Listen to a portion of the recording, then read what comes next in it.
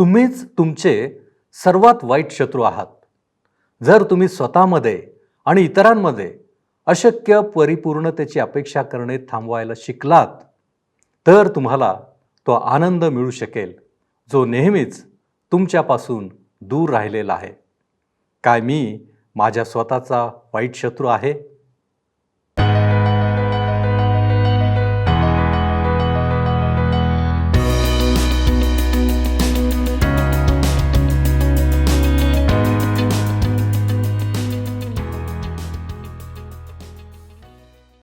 उपस्थित सर्व बंधू आणि भगिनींनो, उपासना कार्यक्रमामध्ये आपले हार्दिक स्वागत. प्रियांनो, जग आणि जगातील गोष्टींमध्ये इतके आकर्षण आहे की लोक सहज लोभात पडतात, दृष्टीने पाप करतात. त्यांची हाव इतकी प्रबळ होते की असे लोक लोभात पडलेल्या गोष्टीला प्राप्त केल्याशिवाय शांत बसत नाहीत. आणि आपण पाहतो की मनुष्य पापात पडतो. प्रियांनो, पाप ही आमची आत्मिक मरणाची स्थिती आहे. म्हणूनच आम्ही योग्य वेळी योग्य ठिकाणी स्वतःला आवरावे आणि प्रलोभन, आकर्षण आणि हाव यांपासून स्वतःच्या पापांना आवरावे. हीच गोष्ट आज आपण आजच्या अध्ययनामध्ये पाहणार आहोत. यामध्ये आपण आखानाचे पाप, आय नगराचा पाडाव आणि नाश, आणि शेवटी गिबोनाच्या रहिवाशांनी केलेली फसवणूक पाहणार आहोत. तर मग चला प्रियांनो, आपण आपल्या अध्ययनाची सुरुवात करूया. श्रोत्यानो, आज आम्ही यहोशुवाचे पुस्तक ह्याच्या 7व्या अध्यायाच्या उरलेल्या वचनांवर विचार करणार आहोत आणि त्यानंतर 8 आणि 9व्या अध्यायाला आम्ही पाहणार आहोत. 19 ते 21 वचने आम्हाला सांगतात. 7वा अध्याय 19 ते 21 वचने. तेव्हा यहोशुवा आखानाला म्हणाला, माझ्या मुला, इस्रायलाचा देव परमेश्वर ह्याला थोर मान, त्याच्या पुढे कबूल कर. तू काय केले ते आता मला सांग, माझ्यापासून काही लपवू नको. आखानाने यहोशुवाला उत्तर दिले की मी खरोखर इस्रायलाचा देव परमेश्वर ह्याच्या विरुद्ध पाप केले आहे आणि मी जे केले ते हे: लुटीमध्ये एक चांगला शिनारी झगा, 200 शेकेल रुपे आणि सोन्याची 50 शेकेल वजनाची एक वीट ह्या वस्तू मला दिसल्या. तेव्हा मला लोभ सुटून मी त्या घेतल्या. पहा, माझ्या डेऱ्यामध्ये त्या जमिनीत पुरलेल्या आहेत, रुपे खाली आहे. आता आकानाच्या पापाच्या पायऱ्यांकडे आपण लक्ष देऊया. पहिल्यांदा श्रोत्यांनो, त्याने पाहिले, नंतर त्याने हाव केली, नंतर त्याने ते घेतले. दैहिक पापांच्या ह्याच पायऱ्या असतात. गप्पा मारणे, एकमेकांची आलोचना करणे, गुणावगुण विवेचन करणे, टीका करणे, हेवा, मत्सर ही सारी पापे दैहिक आहेत. ही भांडणे, त्रास इत्यादीचे मूळ कारणे आहेत. उदाहरणार्थ श्रोत्यांनो, अशा प्रकारे आमचा अहंकार वाढतो. आमच्याकडे आमचे अधिक लक्ष वेधल्या जाते. ज्या व्यक्तीचे गुणावगुण विवेचन आम्ही करतो, तिच्यापेक्षा अधिक चांगले दिसण्याची वृत्ती आमच्यामध्ये येते. शारीरिक जुने पाप पहिले पाहते, करते आणि नंतर घेते. आता आकानाला समोरासमोर आणल्यानंतर त्याने काय केले? त्याने अपराध कबूल केला. जे काही त्याने केले होते ते उघडपणे त्याने सांगितले. आज ख्रिस्ती विश्वासणाऱ्या लोकांनी शारीरिक पापांवर विजय प्राप्त करण्याकरिता काय केले पाहिजे? तर स्वतःच्या जीवनातील पापांचे परीक्षण करून त्यांना दूर केले पाहिजे. त्यांचा अंगीकार करून पश्चाताप करायला पाहिजे. श्रोत्यांनो, विश्वासाद्वारे आम्ही ह्या जगावर व जगातील गोष्टींवर विजय मिळवू शकतो, परंतु शारीरिक पापांवर विजय मिळविण्याकरिता हा उपाय चालत नाही. आम्हाला परमेश्वराच्या सहभागितेत संगतीत राहणे आवश्यक असते. पवित्र आत्म्याने भरपूर होण्याची आवश्यकता आहे, जेणेकरून आम्ही परमेश्वराची सेवा करू शकू. योहानाचे पहिले पत्र 1 अध्याय 5 आणि 6 वचने सांगतात, जो संदेश आम्ही त्याच्यापासून ऐकला आहे तो तुम्हाला विदित करीतो. तो संदेश हा की देव प्रकाश आहे आणि त्याच्या ठाई मुळीच अंधार नाही. त्याच्याबरोबर आपली सहभागिता आहे असं जर आपण म्हणत असलो, पण अंधारात चालत असलो, तर आपण खोटे बोलतो, सत्याने वागत नाही. श्रोत्यानो, आम्हाला ह्या बाबतीत सतर्क व्हायचं आहे. योहानाचे पहिले पत्र 1 अध्याय आणि 8व्या वचनात म्हटले आहे, आपल्या ठाई पाप नाही असे जर आपण म्हणत असलो, तर आपण स्वतःला फसवितो व आपल्या ठाई सत्य नाही. आता आम्हाला काय करायचे आहे? योहानाच्या पहिल्या पत्रात पहिला अध्याय आणि 9व्या वचनात ह्याचे उत्तर सांगितलेले आहे. जर आपण आपली पापे पदरी घेतली तर तो विश्वसनीय व न्यायी आहे म्हणून आपल्या पापांची क्षमा करील व आपल्याला सर्व अनितीपासून शुद्ध करील. हे लक्षात ठेवा श्रोत्यानो, की तुम्ही परमेश्वराला तुमच्या स्तरापर्यंत खाली आणू शकत नाही आणि तुम्ही स्वतःला त्याच्या स्तरापर्यंत उंचवू शकत नाही. फक्त आम्ही स्वतःची पापे कबूल करून, पश्चाताप करून, त्यांची क्षमा मागून परमेश्वराच्या मध्ये आणि आमच्यामध्ये परस्पर संबंध कायम ठेवू शकतो. योहान ह्याबद्दल योहानाचे पहिले पत्र पहिला अध्याय आणि 10व्या वचनात सांगतो, आपण पाप केले नाही असे जर आपण म्हटले तर आपण त्याला लबाड ठरवितो आणि त्याचे वचन आपल्या ठायी नाही. ही फार कडक भाषा वाटते. परमेश्वर म्हणतो की जर तुम्ही म्हणता की आमच्यामध्ये काहीच पाप नाही तर तुम्ही खोटे बोलता, आणि माझा पूर्ण विश्वास आहे की परमेश्वराचे म्हणणे एकदम बरोबर आहे. आता 25 आणि 26 वचने पहा काय सांगतात. यहोशुवा म्हणाला, तू आम्हाला का त्रास दिलास? परमेश्वर तुला आज त्रास देईल. मग सर्व इस्रायलांनी त्याला दगडमार केला व ती सर्व अग्नीने जाळून वर दगड टाकले. त्यावर त्यांनी एक मोठी दगडांची रास केली, ती आजपर्यंत तेथे आहे. मग परमेश्वराचा भडकलेला कोप शमला. ह्यावरून त्या स्थळाला आजवर आखोर अर्थात त्रास देणारी खिंड म्हणत आले आहेत. ही फार गंभीर स्थिती आहे आणि ह्यावर नवीन करारातील विश्वासणाऱ्यांकरिता जोर देण्यात आलेला आहे. रोमकारासपत्र 8 अध्याय आणि 13 वचन सांगतं, कारण तुम्ही देह स्वभावाप्रमाणे जगलात तर तुम्ही मरणार आहात, परंतु जर तुम्ही आत्म्याने शरीराची कर्मे ठार मारलीत तर जगाल. श्रोत्यानो, कितीतरी लोक असे आहेत जे आत्मिक रूपाने आज जिवंत नाहीत. ते आत्मिक रूपाने मेलेल्या अवस्थेमध्ये आहेत आणि ही खरोखर फार दयनीय अशी अवस्था आहे. आता आपण 8व्या अध्यायाकडे वळूया. 8वा अध्याय आणि पहिलं वचन सांगतं, परमेश्वर यहोशुवाला म्हणाला, भिवू नको, कचरू नको, उठ, सर्व योद्धे बरोबर घेऊन आय नगरात जा. पहा, आय नगराचा राजा, त्याची प्रजा, त्याचे नगर आणि त्याचा देश मी तुझ्या हाती दिला आहे. परमेश्वर यहोशुवाला सांगत आहे की जेव्हा तू आयवर चढाई करशील तेव्हा सर्व योद्धे आपल्याबरोबर घे. ज्याप्रमाणे आम्ही मागे पाहिले श्रोत्यांनो, की आय शारीरिक किंवा दैहिक गोष्टींचे दर्शक आहे. आमचा सगळ्यात मोठा शत्रू आहे आमचा देह, आणि त्यावर विजय प्राप्त करण्याकरिता, त्याला जिंकण्याकरिता सर्व साधनांची आवश्यकता पडते. दुसरं वचन सांगतं, यरीहो आणि त्याचा राजा ह्यांचे तू केले तेच आय व त्याचा राजा ह्यांचे कर. मात्र तेथली हाती लागेल ती मालमत्ता व गुरेढोरे तुम्ही आपणासाठी लूट म्हणून घ्या. नगराच्या पिछाडीस सैन्याला दबा धरून बसव. आपल्याला आठवतच असेल श्रोत्यांनो, की यरीहोच्या युद्धामध्ये परमेश्वराने इस्रायलांना सांगितले होते की तुम्ही लुटीमधील काही सुद्धा स्वतःकरिता घेऊ नये किंवा ठेवू नये. परंतु ह्या ठिकाणी परमेश्वर त्यांना सांगत आहे की जे पाहिजे ते घ्या. हा फरक का? आम्हाला माहीत आहे की यरीहोमध्ये सामाजिक रोग फार वेगाने पुढे आलेले होते. मोशेला ह्या रोगाच्या किटाणूंची, जंतूंची कल्पना नव्हती. त्याला माहीत नव्हते, परंतु परमेश्वराला माहीत होते. लक्षात घ्या की परमेश्वर यहोशुवाला ह्या ठिकाणी सांगत आहे की आयला दबा धरून बसून मग ताब्यात घ्या. ह्याविषयी आम्हाला 3 ते 7 वचनांमध्ये वाचायला मिळते. त्याप्रमाणे यहोशुवाने सर्व योद्ध्यांसह आय नगरावर चढाई करून जाण्याची तयारी केली. त्याने 30,000 पराक्रमी वीर निवडून रातोरात पाठविले. त्याने त्यांना अशी आज्ञा केली की ऐका, नगराच्या पिछाडीत जाऊन नगरावर दबा धरून बसा. नगरापासून फार दूर जाऊ नका, पण तुम्ही सर्व तयार राहा.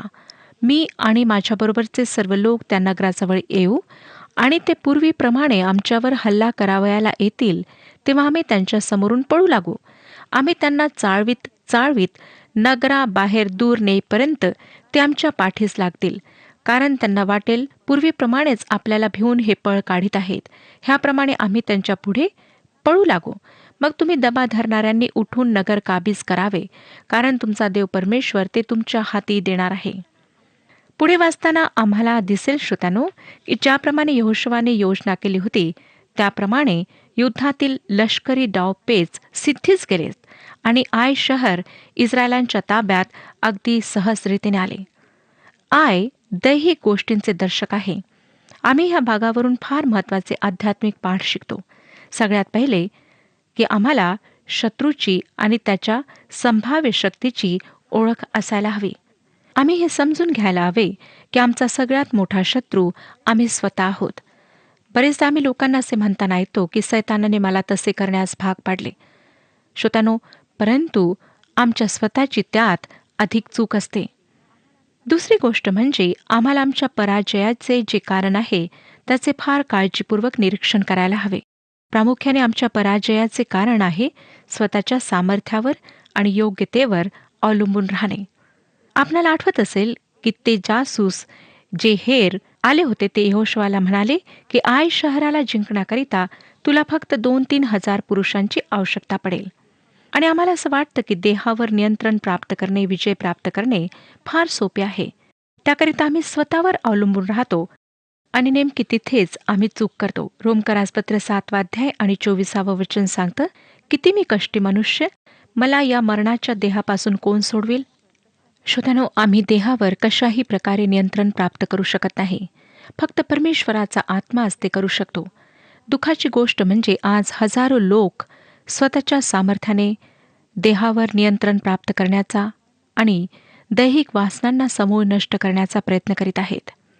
हे अगदी असे करणे आहे, 1 गॅलन अत्तर घेऊन खताच्या ढिगाऱ्यावर टाकून जो घाणेरडा वास आहे त्याला दूर करण्याचा प्रयत्न करणे.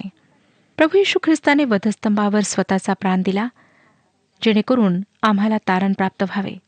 परंतु त्यासोबतच त्याने आमचा पापी स्वभाव दूर व्हावा त्याचा सुद्धा उपाय व्हावा म्हणून आपला प्राण दिला. रोमकारासपत्र 8 अध्याय आणि 3 वचन सांगतं, नियमशास्त्र देह स्वभावामुळे दुर्बळ असल्याकारणाने जे त्याला असाध्य ते साधण्याकरिता देवाने आपल्या पुत्राला पापी देहासारख्या देहाने व पापाकरिता पाठविले आणि देहात दंडाज्ञा करून पापाचा मोड केला. ह्याचा साधारण अर्थ असा आहे की जेव्हा येशू ख्रिस्त ह्या पृथ्वीवर आला त्याने फक्त तुमच्या व माझ्या पापांकरिताच फक्त प्राण दिला नाही, परंतु आमच्या जुन्या पापी स्वभावाचा न्याय होण्याकरिता सुद्धा त्याने प्राण दिला. जोपर्यंत येशू ख्रिस्ताने आमच्या पापांकरिता खंडणी भरून दिली नाही तोपर्यंत पवित्र आत्मा आम्हाला स्पर्श करू शकला नाही. जेव्हा येशू ख्रिस्ताने खंडणी भरून दिली आणि आमच्या पापी स्वभावाला दोषी ठरविण्यात आले त्यानंतर पवित्र आत्मा आमच्या जीवनात प्रवेश करू शकला आणि आमच्या पराभवा अतिरिक्त सुद्धा आम्हाला विजय प्राप्त झाला. पौलाने गलतीकरासपत्र 2 अध्याय आणि 20 वचनात लिहिले की मी ख्रिस्ताबरोबर वधस्तंभाला खेळलेला आहे आणि मी जगतो असे नाही तर ख्रिस्त माझ्या ठायी जगतो आणि आता देहामध्ये जे माझे जीवित आहे ते विश्वासाने आहे. ज्या देवाच्या पुत्राने मजवर प्रीती केली व स्वतःला मस्करिता दिले त्याचवरील विश्वासाने ते आहे. जोपर्यंत श्रोत्यांनो आम्ही विजय प्राप्त करण्याकरिता पवित्र आत्म्याच्या सामर्थ्यावर विसंबून राहत नाही तोपर्यंत आयप्रमाणे आमचे शरीर आमचा पराभव करीत राहते. 30-32 वचने सांगतात, 8 अध्याय 30-32 वचने, मग यहोशुवाने इस्रायलाचा देव परमेश्वर ह्याच्यासाठी एबाल डोंगरावर एक वेदी बांधली. परमेश्वराचा सेवक मोशे ह्याने इस्रायल लोकांना आज्ञा केल्याप्रमाणे अर्थात मोशेच्या नियमशास्त्राच्या ग्रंथात लिहिल्याप्रमाणे त्याने न घडलेल्या दगडांची वेदी बांधली. त्या दगडांना लोखंडाचा स्पर्श देखील झाला नव्हता. त्या वेदीवर त्यांनी परमेश्वराला होमबली अर्पिले आणि शांतपणे वाहिली. तेथे इस्रायल लोकांदेखत यहोशुवाने त्या दगडांवर मोशेने लिहिलेल्या नियमशास्त्राची नकल लिहून काढली. श्रोत्यानो, आम्हाला आढळून येईल की आयवर विजय प्राप्त केल्यानंतर यहोशुवाने एबाल पर्वतावर परमेश्वराप्रित्यर्थ वेदी बांधली. त्यानंतर मोशेने दिलेल्या आज्ञांप्रमाणे इस्रायल लोकांनी केले आणि यहोशुवाने जी आशीर्वादाची व शापाची वचने नियमशास्त्रात लिहिलेली आहेत ती वाचलीत. 34 आणि 35 वचने सांगतात, त्यानंतर नियमशास्त्राच्या ग्रंथात लिहिलेली आशीर्वादाची व शापाची सर्व वचने त्याने वाचून दाखविले. इस्रायलांच्या सबंध मंडळीसमोर व त्यांच्या स्त्रिया, मुले, बाळे व त्यांच्यामध्ये राहणारे उपरी ह्यांच्यासमोर मोशेने दिलेल्या सगळ्या आज्ञा यहोशुवाने वाचून दाखविल्या. त्यातला एकही शब्द त्याने गाळला नाही. लक्षात घ्या श्रोत्यानो की मोशेने दिलेले संपूर्ण नियमशास्त्र वाचण्यात आले. आता आपण 9व्या अध्यायाकडे वळत आहोत. पहिली 2 वचने सांगतात, हे ऐकून यार्देनेच्या पश्चिमेकडे डोंगरवटीत, तळवटीत आणि लबानोना समोरील महासमुद्राच्या सबंध किनाऱ्यावरील हित्ती, अमोरी, कनानी, परिज्जी, हिव्वी आणि यबुसी ह्यांचे सर्व राजे एकोपा करून यहोशुवा व इस्रायल ह्यांच्याशी लढावयाला जमा झाले. ह्यात काही शंका नाही श्रोत्यानो की ह्या राजांनी इस्रायलांच्या विरुद्ध एक होण्याची योजना केली, परंतु काही कारणास्तव ते एकत्र येऊ शकले नाहीत आणि आक्रमण करणाऱ्या इस्रायली सैन्याला रोखण्यामध्ये यशस्वी होऊ शकले नाहीत. ह्यावरून आम्हाला गिबोनाच्या अभावाचे स्पष्टीकरण मिळते. त्यांचा विचार युद्ध करण्याचा नाही, परंतु एकत्र होण्याचा होता. 3-9 वचने वाचूया. यहोशवाने एरिहो आणि आय या नगरांचे काय केले हे गिबोनाच्या रहिवाशांनी ऐकले. तेव्हा आपापल्या परीने त्यांनीही कपटाची युक्ती योजिली. त्यांनी प्रवासासाठी शिधा सामुग्री घेतली आणि आपल्या गाढवांवर जुनी गोणताटे व झिजलेले फाटलेले ठिगळे लावलेले द्राक्षरसाचे बुदले लादले. त्यांनी आपल्या पायात झिजलेले व ठिगळांचे जोडे घातले. अंगात जुने पुराणे कपडे चढविले. त्यांच्या शिदोरीच्या सर्व भाकरी वाळून बुरसल्या होत्या.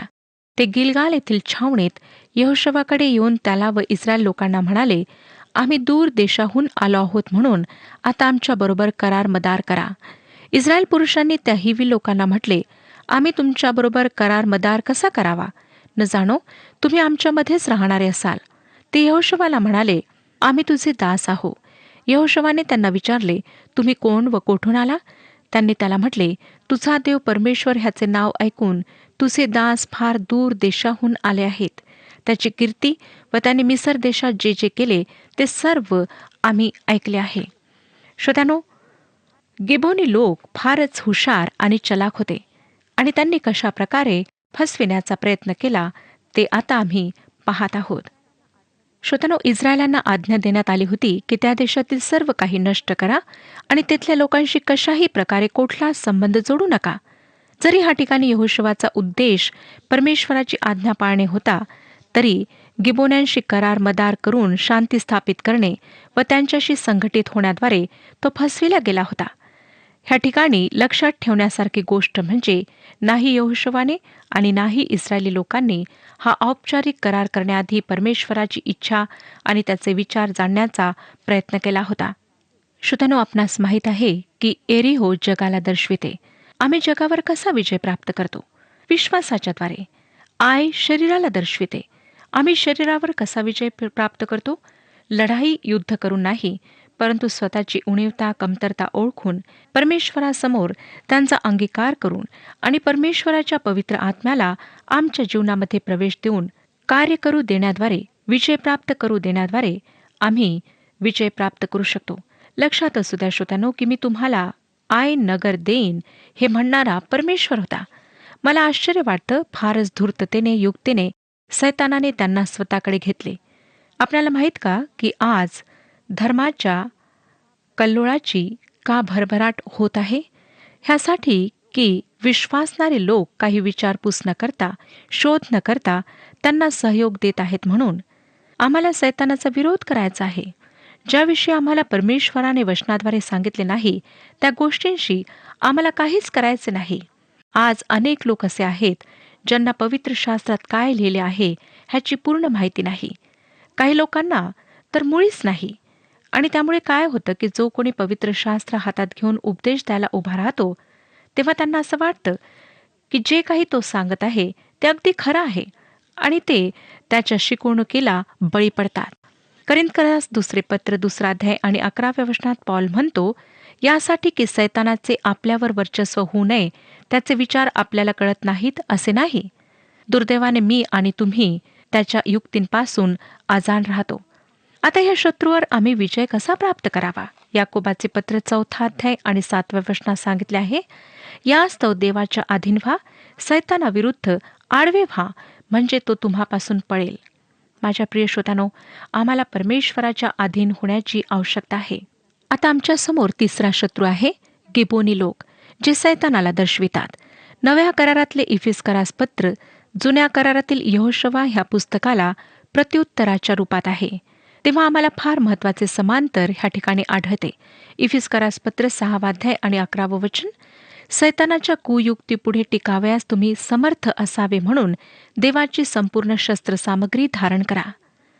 इस्रायली लोकांनी ज्याप्रमाणे गिबोन रहिवाशांच्या कुयुक्तीपासून सावधान राहायला पाहिजे होते, त्याचप्रमाणे विश्वासी लोकांनी सुद्धा सैतानाच्या कुयुक्तींपासून सावधान राहायला पाहिजे. कारण वचनात सांगितलेले आहे, आपले युद्ध रक्तमांसाबरोबर नव्हे, तर सत्ता, अधिकार, या अंधकारमय जगाचे अधिपती, आकाशातला दुरात्मा समूह ह्यांच्याबरोबर आहे. श्रोतानो, आज आमचा खरा शत्रू मांस आणि रक्त असलेला नाही, परंतु आत्मिक असा आहे. जेव्हा इस्रायली लोकांना कळले की गिबोनचे रहिवाशी त्यांचे शेजारी आहेत आणि त्यांनी त्यांच्याशी चलाखी केली आहे, तरी पण त्यांनी जो करार, जी आणभाग त्यांच्याशी केली होती, तिचा आदर केला. 19 आणि 20 वचने पहा काय सांगतात. तेव्हा सर्व सरदार सगळ्या मंडळीला म्हणाले, आम्ही त्यांच्या समोर इस्रायलाचा देव परमेश्वराची शपथ घेतली आहे, म्हणून आता आम्हाला त्यांना हात लाविता येत नाही. त्यांच्याशी आम्ही असेच वागणार, त्यांना आम्ही जीवदान देणार. तसे न केल्यास त्यांच्याशी शपथ वाहिल्यामुळे आम्ही क्रोधास पात्र ठरू. श्रोत्यानो, हा करार जरी अशा परिस्थितीत केला गेला होता, तरी त्या दिवशी त्या कराराचा आदर केला गेला. 21 आणि 27 वचने सांगतात, सरदारांनी लोकांना सांगितले की त्यांना जिवंत राहू द्या. सरदारांनी त्यांना सांगितल्याप्रमाणे ते सर्व मंडळीचे लाकूड तोडे व पाणक्के झाले. नंतर 27 वचन, यहोशुवाने त्या दिवशी मंडळीसाठी आणि परमेश्वर निवडणार होता त्या स्थानी त्याच्या वेदीसाठी त्यांना लाकूड तोडे व पाणक्के म्हणून नेमले. तसे ते आजपर्यंत आहेत. श्रोत्यानो, आजच्या युगामध्ये सैतान फारच प्रभावी रीतीने कार्य करीत आहे. कितीतरी मंडळांमध्ये फूट पडली आहे. उपासना मंदिराला कुलपे लागलेली आहेत. का? कारण आपसी मतभेद, स्वार्थ, ईर्षा, हेवा, अहंकार. कितीतरी कुटुंबामध्ये फूट पडलेली आहे. लोकांचे लक्ष खऱ्या देवाकडे नसून स्वतःच्या प्रगतीकडे, स्वतःच्या स्वार्थाकडे लागलेले आहे. लक्षात ठेवा की सैतान फार सुंदर रीतीने आमच्या जीवनामध्ये प्रवेश करतो. फार चांगल्या प्रकारे तो आम्हाला परीक्षेमध्ये पाडतो, मोहपाशात अडकवतो आणि तो आम्हाला देवापासून दूर नेतो. आम्ही पाहिले श्रोत्यानो की आकानाच्या जीवनात त्याने कशा प्रकारे पाप केले. त्याने ती वस्तू पाहिली, तिची इच्छा केली आणि नंतर ती घेतली. सैतान अगदी अशाच प्रकारे आमच्या जीवनात सुद्धा आज कार्यरत आहे. ह्या जगातील पाप फार आकर्षक आहेत. म्हणून श्रोत्यानो, अवश्य आहे की आम्ही परमेश्वराच्या सहभागीतेत राहावे, त्याच्या आज्ञा आम्ही पाळाव्यात, त्याच्या वचनाप्रमाणे आम्ही चालावे. परमेश्वर करो की आम्ही ह्या बाबतीत गंभीरपणे विचार करावा आणि परमेश्वराच्या वचनाला, परमेश्वराला आपल्या जीवनामध्ये आद्यस्थान द्यावे. परमेश्वर आपणास सर्वांस आशीर्वाद देव. प्रियांनो, आज आपण पाहिले की दैहिक गोष्टी आम्हाला आत्मिकरित्या अशक्त बनवतात, आम्ही पापात पडण्यास भाग पाडतात. आज आपण विचार करण्याची आवश्यकता आहे की काय आपण स्वतःचेच शत्रू आहोत? काय आम्ही स्वतःवरचे नियंत्रण हरवून बसलो आहोत? काय पाप आमच्यावर मात करून आमचा नायनाट करण्याचे कारण बनले आहे? प्रियांनो, स्वतःला आवरा आणि आज्ञापालन करणारे, देवाच्या आज्ञा पाळणारे व्हा. त्याचे आशीर्वाद तुमच्याबरोबर सदैव देण्यास तो आजही तयार आहे. प्रश्न आहे की पापाला अडविण्यासाठी काय आम्ही तयार आहोत? प्रभूकडे या, त्याला सांगा, तो तुम्हाला बंधमुक्त करू इच्छितो. आपण प्रार्थना करू. प्रभूजी, आम्ही तुझ्या चरणापाशी आलेलो आहोत. आम्हाला ठाऊक आहे आम्ही दैहिकदृष्ट्या अशक्त आहोत आणि आम्ही आत्मिकदृष्ट्या देखील अशक्त आहोत. परंतु प्रभूजी, आमचं हे अशक्तपण दूर करण्यासाठी तू सदैव तयार आहेस. आणि म्हणूनच प्रभूजी, आम्ही स्वतःला तुझ्या पवित्र हातामध्ये सोपवतो. आमच्या अंतःकरणाचं कठीणपण तू काढून टाक. आणि प्रभूजी, आम्ही योग्य रीतीनं आचरण करावं, यासाठी तुझं सहाय्य आम्हाला हवं आहे. प्रभूजी, आम्ही स्वतःचेच शत्रू बनू नये. या जग आणि जगातील गोष्टींकडे आम्ही आकर्षित होऊ नये. म्हणून प्रभूजी, तू आम्हाला सहाय्य कर. प्रभू, आम्हाला ठाऊक आहे या गोष्टी आमच्यामध्ये असलेल्या अशक्तपणाच्या गोष्टी आहेत. त्या दूर करणार आहेस, म्हणून तुझे उपकार मानतो. येशू ख्रिस्त आमचा प्रभू याच्याद्वारे मागतो, म्हणून तू ऐक. आमेन. आपली पापे पदरी घ्या आणि पापापासून दूर राहा. प्रभू आपणास मार्गदर्शन करो.